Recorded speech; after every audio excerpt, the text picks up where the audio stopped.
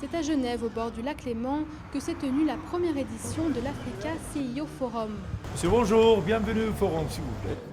Pour la première fois, plusieurs centaines de chefs d'entreprise, représentant 40 pays différents, sont venus côtoyer banquiers et ministres afin de préparer l'avenir économique de l'Afrique. It gives me the greatest pleasure to welcome you to the first ever Africa CEO Forum. Ce premier rendez-vous des plus grandes entreprises africaines est un véritable succès et montre la vitalité du continent africain. Dans une économie mondiale en crise, l'Afrique montre qu'elle peut devenir un relais de la croissance. Ce n'est pas dans la demande des pays développés, des pays de l'OCDE, de l'Europe, pas même tout à fait de l'Amérique du Nord, que nous allons trouver les ressources pour un rebond mondial.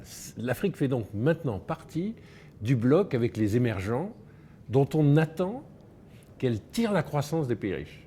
C'est complètement nouveau comme rôle historique, ça n'est jamais arrivé. Mais pour que cette croissance soit durable, les entreprises privées ont besoin d'un secteur public fort et d'une véritable politique publique pour aider au développement économique.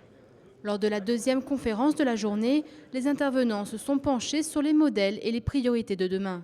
La manière dont le secteur public peut aider le secteur privé et en une seule phrase, je dirais, en améliorant l'environnement des affaires pour le secteur privé. Et la manière d'améliorer l'environnement des affaires peut se faire de plusieurs façons. Certes, ce matin, nous avons beaucoup parlé des infrastructures, mais un domaine dont on parle beaucoup moins souvent, c'est l'environnement régulatoire. Mais si l'Afrique veut être la Chine de demain, pour Mo Ibrahim, il faut aller encore plus loin. The difference between China and Africa is that China is one country. The problem with Africa, it is 54 countries with borders between them, with different laws, with different customs, tariffs, and that decimated market cannot be compared with China or India unless we speed up the process of economic integration of Africa. That is a must. Africa must achieve economic integration. That is a must, that's not a choice.